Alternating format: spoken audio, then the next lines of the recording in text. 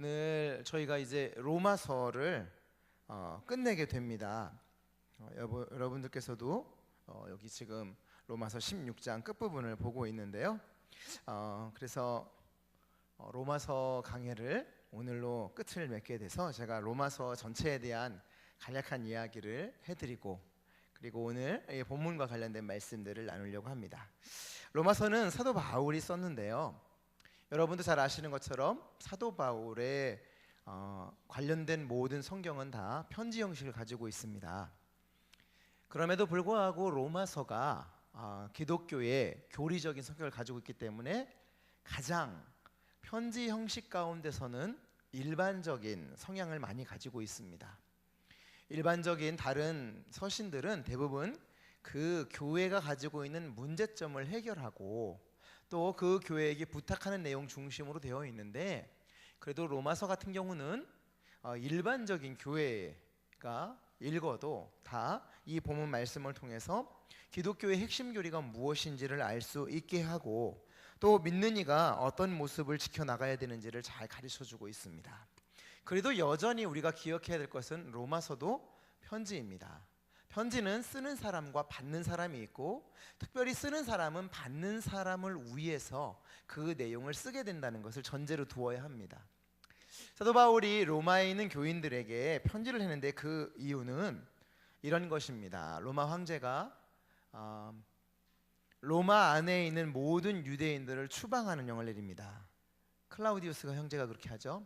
그래서 로마 안에 있던 모든 유대인들이 로마에서 떠나면서 로마 안에 있던 교회 가운데 유대인 그리스도인들을 중심으로 했으며, 또 로마인들인 헬라인들이 중심이 아닌 이제 그들과 함께 연합해서 신앙생활을 했던 교회가 있었습니다. 그런데 핵심 멤버들이었던 이 유대인 기독교인들이 추방령에 의해서 다른 나라로 떠나게 돼요. 그러다 보니까 로마 교회에 남겨진 사람들은 핵심 멤버가 아니라 이제 이 헬라 문화를 가지고 있던 로마인들 가운데 전도되어서 들어왔던 사람들입니다. 그러니까 교리의 핵심이 무엇인지를 몰라요. 쉽게 말하면 이런 것입니다. 여러분 가운데 또 문제가 생기면 여러분들은 목자님이나 지역장님께 묻고, 그래도 모르면 전도사님이나 부목사님 저한테 묻고, 그리고 안 되면 제가 담임 목사님께 여쭤서 여러분에게 답변을 드리잖아요. 근데 핵심 멤버가 다 빠져 있는 거예요. 주 멤버들만 로마 교회에 덩그러니 남게 되었어요. 황제의 추방령에 의해서. 그러다 보니까 당연히 이 로마 교회에 아주 중요한 교리적인 문제들이 대두될 때마다 우왕좌왕하는 겁니다. 오늘 꼭 우리의 모습하고 비슷하죠. 그래서 사도 바울이 그 소식을 듣고 편지를 썼는데, 이제 어떤 일이 생겼냐면 이 편지를 받을 때쯤에는 추방령이 해제되어서 바깥으로 떠났던 유대인 그리스도인들이 다시 로마 안으로 들어올 수가 있었습니다. 그러다 보니까 이제 이미 교회 안에서는 로마인 그리스도인들이 교회의 실세가 되어 있어요.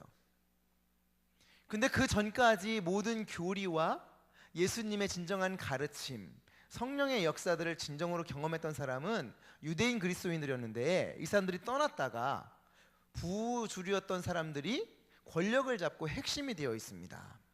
그러다 보니까 둘 간에 갈등이 생기게 되었어요. 근데 참 묘하죠. 교회가 갈등이 생기면 이상한 무리들이 반드시 들어오게 되어 있습니다. 그래서 어떻게 되었냐면 이 거짓 선지자들이, 거짓 교사들이 들어와서 이 두 무리 사이에 이상한 세력을 형성해서 교회의 분열을 조장하게 돼요.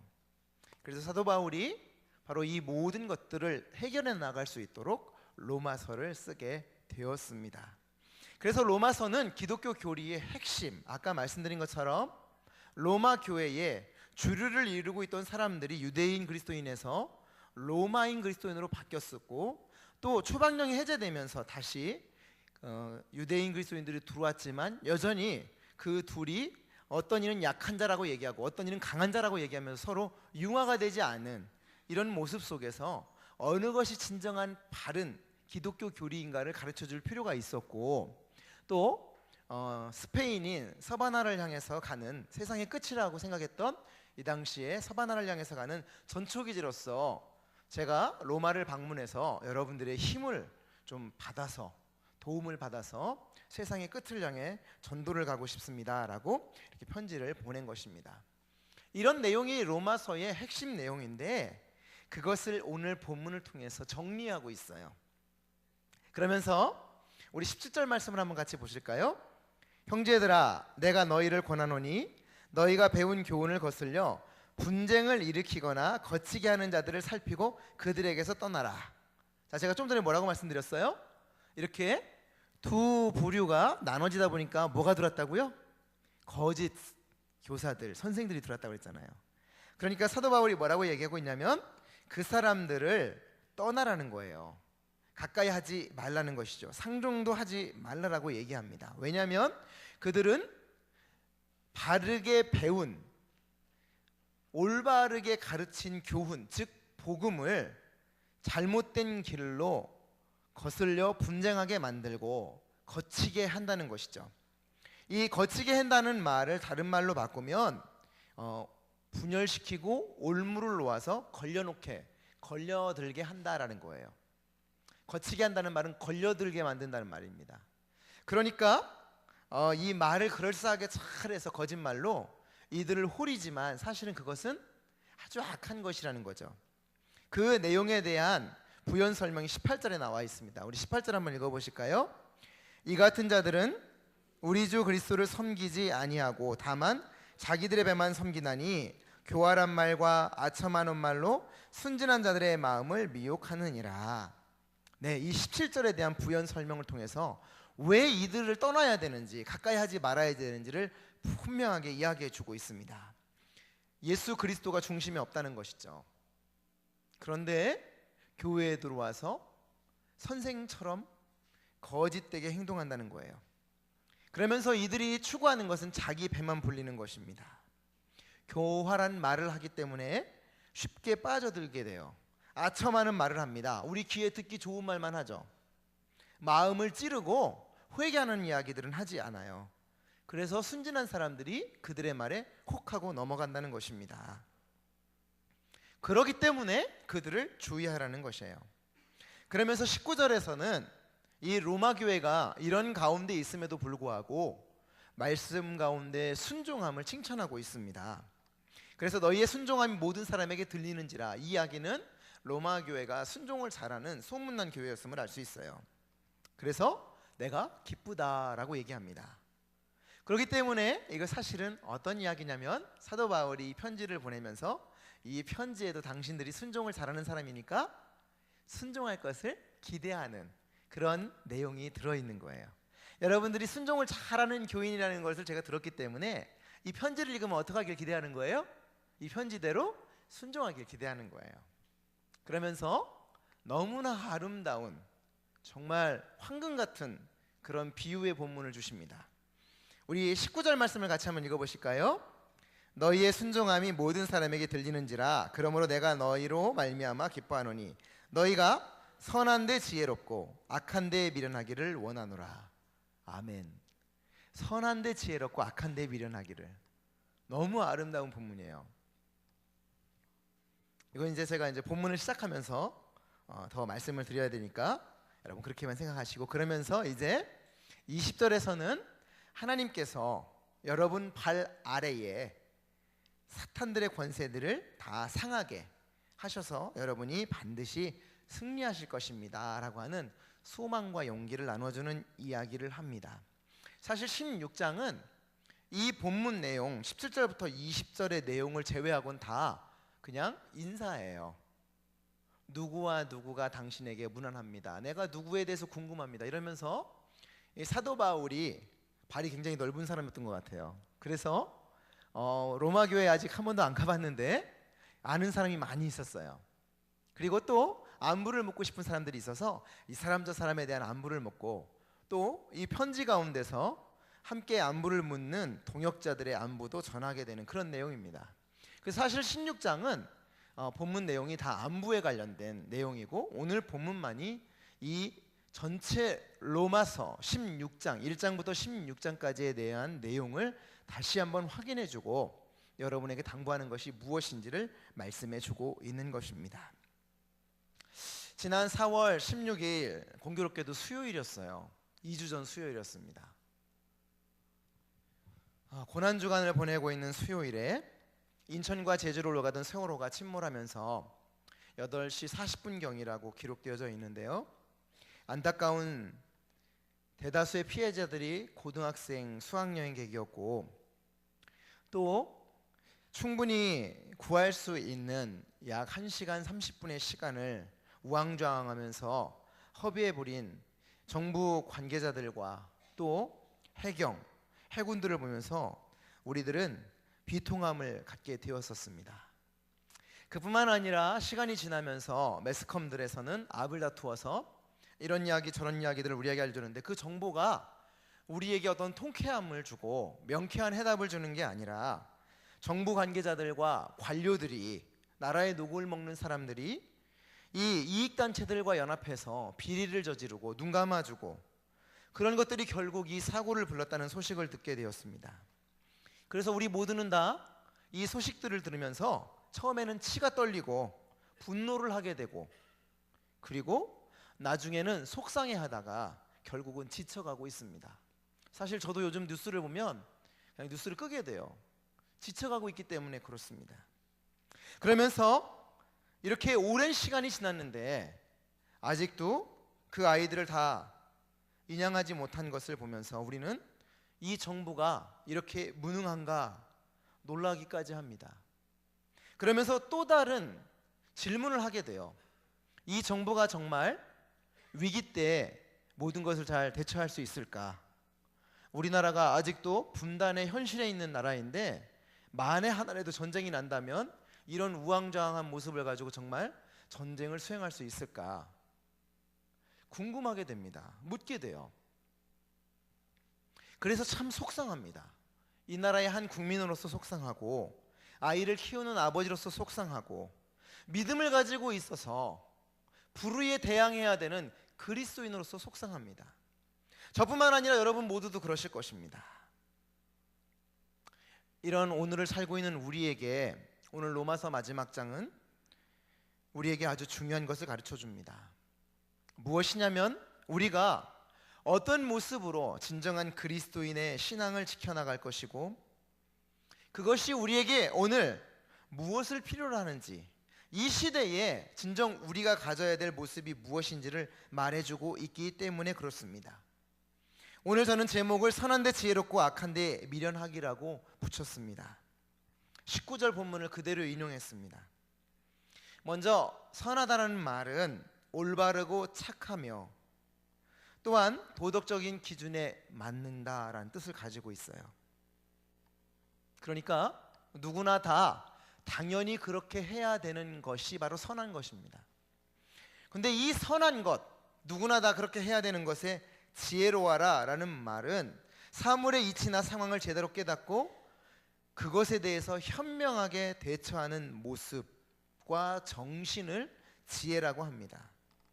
그러니까 올바르고 분명한 것에 대해서 적극적으로 노력하는 것을 선한데 지혜롭다라고 표현한 것입니다.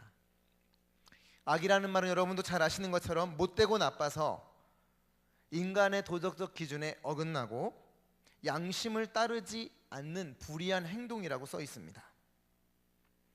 미련하다라는 말은 익숙하지 못하여 서투르다, 어리석고 둔하다는 뜻을 가지고 있어요.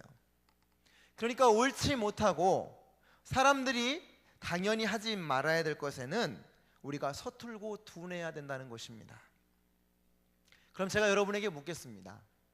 여러분은 삶 가운데 정말 하나님 앞에 선한 것, 여러분이 누구나 다 인정할 만한 것엔 민첩하고 지혜롭게 행동하고, 누구나 다 옳지 않다라고 얘기하고 하나님께서 기뻐하지 않으시는 일에는 정말 둔하고 서투른지 한번 물어보아야 합니다. 왜냐하면 제가 조금 전에 말씀드렸던 것처럼 오늘 우리의 자화상이 사실 전혀 이 본문하고 맞지 않기 때문이에요. 우리는 악한데 지혜로웠고 선한데 밀어내며 살아왔습니다. 그 모습이 오늘 우리를 만들었어요. 누구를 탓할 수조차 없습니다. 우리가 그런 삶을 지금 아무렇지도 않게 살아가고 있기 때문에 그렇습니다. 하지만 이제 우리는 바꾸어야 합니다. 왜냐하면 성경이 우리에게 말씀하고 있기 때문이고 하나님께서 우리를 통해서 이루고자 하시는 것이기 때문이며 저와 여러분은 그 말씀을 통해서 이 세상에 우리의 후손들에게 더 아름다운 하나님의 나라를 남겨주어야 하기 때문에 그렇습니다. 그러면 선한데 지혜로운 모습이 오늘날 우리 그리스도인들에게 무엇을 요청하는 것일까요? 저는 먼저 우리 그리스도인들에게 선한 것은 진리를 아는 것이라고 여러분들에게 고백하고 싶습니다. 진리를 바로 알지 못하고 흔들릴 때 우리는 선한 곳에 설 수 없습니다. 진리를 알고 그 진리 가운데 거하며 진리 안에서 행할 때 그때 우리가 이 사회를 변화시키고 선한 길로 인도해 갈 수 있어요. 자, 그러면 진리는 무엇입니까? 이 진리는 먼저 우리가 성도라고 하는 거룩하게 구별된 사람이라고 하는 것을 먼저 이해하고 가야 됩니다. 자, 그러면 우리가 거룩한 성도로 구별될 수 있는 이유는 첫 번째는 우리가 믿는 주님이 어떤 분인가가 중요합니다. 성도가 믿는 주님이 어떤 분이냐? 자, 우리 그 본문을 마태복음 16장 16절에 이렇게 기록하고 있습니다. 저는 마 1616이라고 그렇게 외우는데요. 마태복음 16장 16절에 우리 한번 같이 읽어보실까요? 시몬 베드로가 대답하여 이르되 주님 그리스도시요 살아계신 하나님의 아들이시니이다. 여러분에게 누가 네가 믿는 진리 주님이라는 분, 예수님이 누구냐라고 묻는다면 여러분은 이 본문만 말씀하시면 돼요. 마 1616이야. 마 1616이 뭔데? 주는 그리스도시요 살아계신 하나님의 아들이다. 내가 믿고 있는 분이 그분이다 라고 고백할 수 있으면 돼요. 그러면 이분이 주님이란 것을 우리가 분명하게 오늘 본문을 통해서 알았다면 우리가 구원받은 길, 성도로서 살아가는 구원의 길은 무엇일까? 요한복음 3장 16절에 말씀하고 있어요. 우리 요한복음 3장 16절 한번 읽어보실까요? 하나님이 세상을 이처럼 사랑하사 독생자를 주셨으니 이는 그를 믿는 자마다 멸망하지 않고 영생을 얻게 하려 하심이라. 여기에 구원의 길이 나와 있습니다. 독생자를 하나님이 보내주셨으니까 그분을 믿으면 멸망치 않고 구원을 받아요. 이 진리예요. 다른 거 없어요. 예수님을 하나님이 보내셨고 그분을 믿으면 구원받습니다. 로마서 10장 10절에는 이 구원의 구체적인 방법에 대해서 말씀 주고 있어요. 로마서 10장 10절 한번 읽어볼까요? 사람이 마음으로 믿어 의에 이르고 입으로 시인하여 구원에 이르느니라. 우리가 믿는 진리에 아주 중요한 것이 뭐냐면 우리가 마음으로 조금 전에 고백했던 마 1616 요한복음 3장 16절을 우리가 마음으로 받고 믿고 입으로 시인하면 구원받는다는 거예요. 어려워요? 너무 간단해요. 너무 간단해서 이 진리를 많은 사람들이 잘 몰라요. 모순이죠. 빌립보서 2장 11절에도 이렇게 말씀하고 있습니다. 모든 입으로 같이 읽으십니다. 모든 입으로 예수 그리스도를 주라 시인하여 하나님 아버지께 영광을 돌리게 하셨느니라. 우리 인생들이 이 땅 가운데 살아가면서 하나님께 영광을 돌리는 일이 무엇이냐? 성도의 사명을 감당하는 일이 무엇이냐? 예수를 그리스도로 시인하는 거래요. 복음이 증거되어서 더 많은 사람들이 예수님이 그리스도입니다, 우리의 구원자입니다라는 것을 시인하면 하나님께 영광이 돌려진다라고 말씀하고 있어요. 로마서 10장 9절에도 이렇게 말씀합니다. 우리 같이 읽어보실까요? 내가 만일 내 입으로 예수를 주로 시인하며 또 하나님께서 그를 죽은 자 가운데 살리신 것을 내 마음에 믿으면 구원을 받으리라. 우리 성도의 진리가 다른 게 아닙니다. 이것입니다. 다른 어떤 것도 요구하지 않았어요. 이것만 분명하게 서 있으면 우린 진리 안에 거하고 있는 것이에요. 그러면 구원받은 사람의 모습은 어떠해야 할까요? 우리 야고보서 한번 보실까요? 야고보서 2장 17절 말씀을 같이 읽어보시겠습니다. 이와 같이 행함이 없는 믿음은 그 자체가 죽은 것이라. 야고보서 2장 26절입니다. 영혼 없는 몸이 죽은 것 같이 행함이 없는 믿음은 죽은 것이니라. 이제 마지막으로 야고보서 2장 14절입니다. 내 형제들아, 만일 사람이 믿음이 있노라 하고 행함이 없으면 무슨 유익이 있으리요? 그 믿음이 능히 자기를 구원하겠느냐. 여러분, 우리 가운데 있는 진리는 바로 예수님께서 우리의 구세주시고 하나님의 아들이신데, 하나님께서 그분을 우리에게 보내주셨고 그를 믿는 자마다 멸망치 않고 구원을 받는 것입니다. 그것을 우리가 마음으로 믿고 입으로 시인하면 구원에 이르게 되고, 또한 그것이 하나님께 영광이 됩니다. 그리고 그 영광의 삶을 살기 위해서 우리는 구체적으로 어떻게 해야 되냐면, 말만 하는 것이 아니라, 믿음을 마음속으로 받아들이고 끝내는 것이 아니라 행함을 통해서 그것을 이루어가면 됩니다. 그러면 여러분 가운데 구원이 있습니다. 이건 제 얘기가 아니라 성경이 밝히 우리에게 증거해 주고 있어요. 그런데 많은 사람들이 이 진리로 부족하다고 생각해요.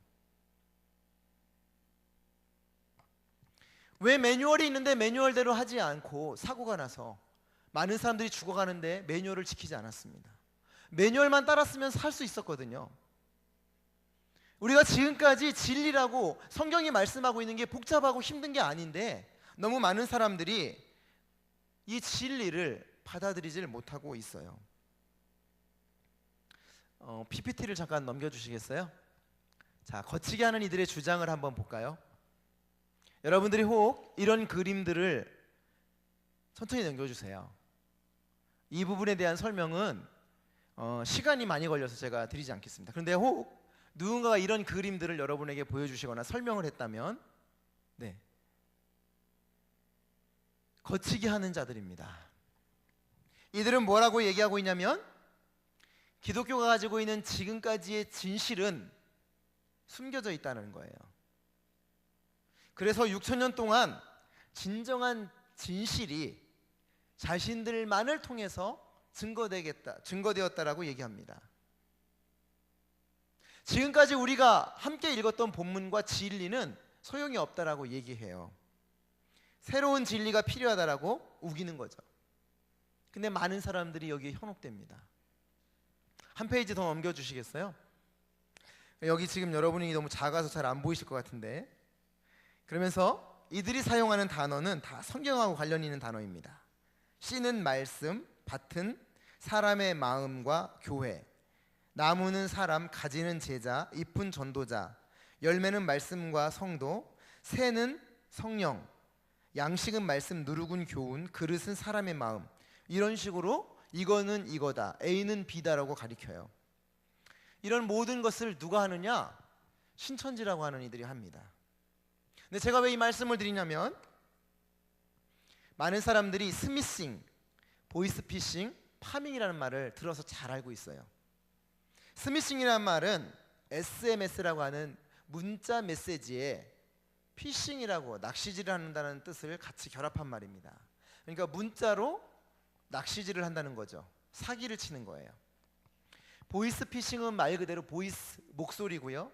피싱은 목소리로 낚시질 한다는 말이에요.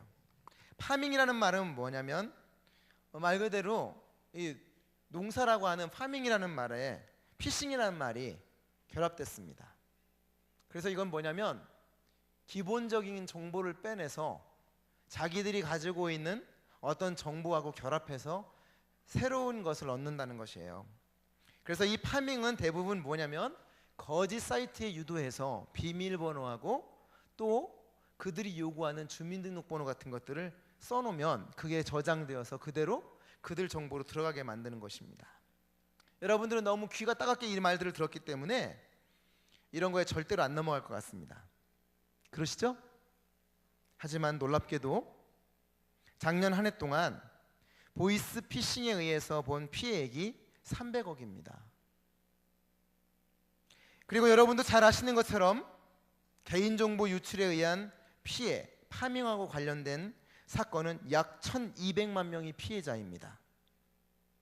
우리의 개인정보가 정식적인 루트인 국민은행, 농협, 그리고 모 카드에서 나간 것, 롯데카드에서 나간 거는 1천만 명의 개인정보 유출됐어요. 여러분, 조금 전에 말씀드린 것처럼 이런 것들에 절대로 속지 않을 것 같은데 여전히 세상은 300억이나 되는 도저히 상상할 수 없는 거대한 금액이 작년 한 해 동안 피해를 입었어요. 저도 꽤 똑똑하다고 생각하는 사람인데 몇 년 전에 여름에 아는 분이 우체국 택배로 뭘 보냈다고 저한테 전화를 주셨습니다. 그래서 그 우체국 택배를 기다리고 있었거든요. 근데 정말 우체국에서 전화가 왔어요. 우체국 택배인데 택배를 전달하려고 하니까 몇 가지 확인이 필요하다는 거예요.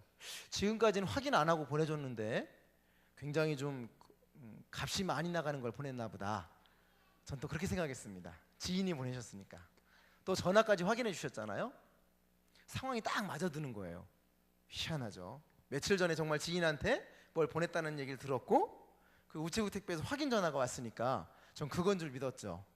그랬더니 그가 뭐라고 얘기하냐면 이름을 확인해야 된다는 거예요. 거기에 분명히 수신자 이름이 써 있을 텐데.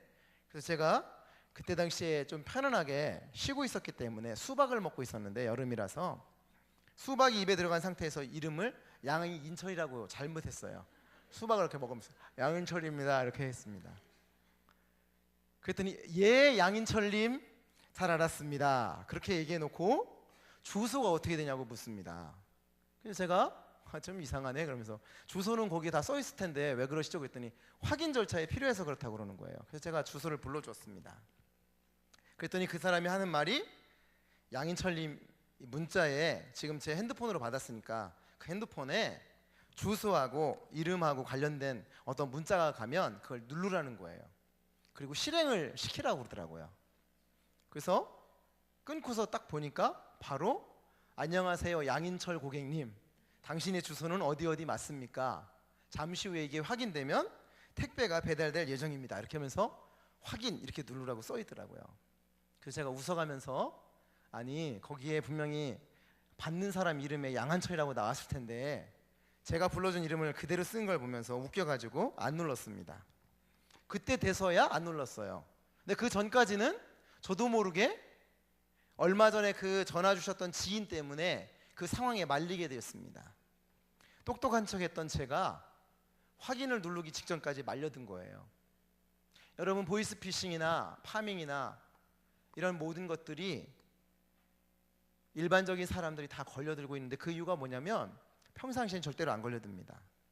하지만 상황이 급박해지고 자신도 모르게 뭔가에 쫓겨다닐 때 그것에 매여들게 돼요. 제가 왜 이 말씀을 들으냐면 많은 사람들이 진리 가운데 서 있다고 하지만 올바른 것 가운데 거한다고 하지만 왜 이런 말들에 현혹되고 이런 곳에 따라다니느냐. 제가 가장 가슴 아픈 건 뭐냐면 제가 지금 저희 교회에 와서 몇 년이 지났기 때문에 우리 교회에서 열심히 하지 않던 분들 가운데 몇 분이 어떤 성경 공부 모임에 며칠 동안 성실하게 다니다가 여긴 아니구나 하고 그만뒀다는 것을 알고 있어요. 교회에서 하는 어떤 프로그램은 시간이 없어서 못 옵니다. 그런데 3개월, 6개월 과정을 다 마치고 그곳에 간 사람이 있어요. 이해할 수가 없어요.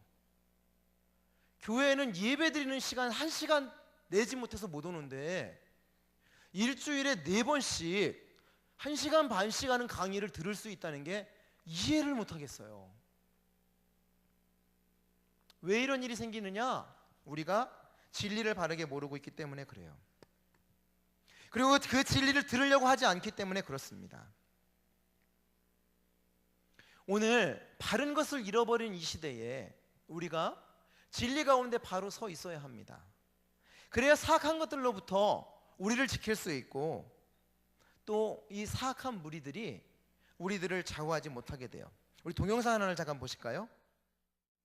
자, 여러분 저런 뉴스를 보면 저기에 빠져 있는 사람들이 이해가 안 되시죠? 소위 구원파라고 얘기해서 우리나라의 구원파의 시초는 권신찬이라고 하는 사람이 시작했습니다. 근데 놀랍게도 이 권신찬은 정통교회의 목사 안수를 받은 사람이었고 전 인천 극동방송의 부장으로 사역했던 사람입니다. 인천 극동방송 부장까지 지냈던 사람이에요. 근데 이 사람이 독특한 구원론을 갖기 시작했고 그로 인해서 그의 사위였던 유병언, 기독교 복음 침례, 조금 전에 보셨던 그 기독교 복음 침례회를 그가 한 교단으로 세우게 되었고 1983년도에 이 유병언이 주장했던 자신이 하는 사업이 곧 천국일이라고 하는 말이 합당치 않다라고 해서 이곳에서 뛰어나간 사람이 이요한 목사라는 사람인데 이 사람을 통해서 생명의 말씀 선교회가 시작되었습니다. 그리고 85년도에 다시 바로 박옥수라고 하는 사람이 기쁜 소식 선교회라는 것을 시작해요. 그러면서 1987년도에 올림픽을 한 해 앞둔 정말 현대의 5대양 사건이라는 것이 터져서 30여 명이 집단 자살을 하게 됩니다. 휴거를 기다리다가 종말이 오지 않자 함께 독국물을 먹고 자살을 하게 됩니다. 이 배후에 유병헌 씨가 있었습니다. 기독교 복음 침례의 교주죠. 그러면서 그 30여 명이 사망하면서 정말 신기한 것은 자살을 했는데 자살하기 직전에 대출을 얻어놨어요. 약 11억 원 정도를. 그걸 유병헌이 4년 정도 복역을 하고 나와서 가지고 해외로 도피를 합니다. 그게 오늘날 이 세월호 사건을 만드는 바로 빌미가 돼요. 뿌리가 돼요. 이게 다 정경유착이 연결되어 있기 때문에 지금까지 이 유병헌 회장이 관리하고 있는 재산이 수천억 원대가 이르고 놀랍게도 계열사가 현재까지 밝혀진 것만 50여 개고 지금도 계속 밝혀지고 있습니다. 제가 왜 이런 말씀을 드리냐면 많은 사람들이 바르고 옳은 그런 일들 가운데 지혜롭다라고 생각해요. 하지만 안에 들어가 보면 전혀 그렇지 않아요. 너무 안타깝습니다. 달력 하나를 20만 원, 30만 원 주고 사라고 교주가 얘기하면 삽니다. 그게 교회를 위해서 쓰여지지 않고 자기의 재산을 불리고 자기 가족들이 해외에서 왕같이 생활하는 데 쓰이고 있어요. 교단 측에서는 그걸 알고 있으면서도 그냥 놔둡니다. 기독교 복음 침례라고 하는 이 사이비 집단이 이해할 수 없는 일이 그런 것들이에요. 그런데 그럼 기존의 교회들은 어떻게 하고 있느냐? 우리하고 상관없는 일이기 때문에 그냥 놔둡니다. 그래서 정의가 실현되지 않습니다. 나라와 국가와 감시해야 될 사람들도 마찬가지입니다. 자기하고 직접적인 상관은 없다면 다 무시해버려요. 어느 날 그 일이 터졌을 때나 허둥지둥 달려다니면서 다 잡아넣겠다고 얘기하죠. 하지만 잡아넣지 못합니다. 법망을 빠져나갈 수 있는 모든 것들을 다 해놓고 돈이라고 하는 권력을 가지고 있기 때문에 최고의 변호사를 선임해서 다 빠져나가요. 정말 이 시대가 선한데 지혜롭고 악한데 미련한 삶을 살아가고 있습니까? 여러분 물어보십시오. 그럼 여러분은 성도입니다. 여러분 성도인 여러분은 정말 선한데 지혜롭고 악한데 미련하게 살아가고 있습니까? 다른 사람에게 앉으려고 하죠? 나 하나쯤이야. 여러분 그러시지 않나요? 그러면서 어떻게 우리는 하나님의 나라가 완성되기를 기대하고 하나님께서 우리에게 걸어가라고 말씀하신 것을 걸어갈 수가 있습니까? 지키지 않으면서 어떻게 그것이 이루어지기를 기대합니까? 그것은 모순이에요. 나 하나쯤이야 라고 생각하면서 어떻게 하나님의 나라는 이루어질 거라고 기대하는지 그것은 잘못된 것입니다. 그러나 우리에게 여전히 기억해야 될 것은 소망이다라는 것이죠. 오늘 사도 바울이 20절을 통해서 주신 말씀입니다. 이 모든 것이 사단의 괴계입니다. 사악하고 또한 은밀하며 교활한 사단의 계획이 우리를 이렇게 휘둘릴지라도 최후 승리는 우리 가운데 있을 것입니다. 그러나 우리가 기억해야 될 것이 있습니다. 하나님께서는 반드시 우리에게 이들을 피하고 눌러서 이기게 하실 것이지만 우리 스스로도 책임질 것들을 책임질 때 가능하다는 것입니다. 그래서 뭐라고 말씀하고 있냐면 하나님께서 사단을 상하게 하시겠지만 너희 발 아래라고 표현했어요. 너희 발이라는 말은 우리의 발 밑에 사단을 내려놓아야 가능한 것입니다. 하나님의 의만이 이루어진다고 해서 이루어지는 게 아니라 우리도 그 일을 위해서 선한 데는 지혜롭고 악한 데는 미련한 삶을 살 때 가능한 것임을 우리 모두 기억해야 합니다. 사랑하는 교우 여러분, 로마서를 마무리하며 무거운 말씀을 드려서 정말 죄송하지만 우리의 삶을 되돌아보아야 합니다. 그래서 진정으로 우리가 선한 데 지혜롭고 민첩하며 악한 데 더디고 서툴고 미련하여서 우리가 있기에 이 땅에 소망이 있고 불의와 잘못된 것이 고쳐가는 그런 놀라운 은혜들을 볼 수 있어야 될 줄 믿습니다. 저와 여러분이 오늘 본문 로마서 16장 19절의 말씀과 같은 놀라운 역사의 주인공으로 살아가시기를 예수님의 이름으로 축복합니다. 기도하시겠습니다.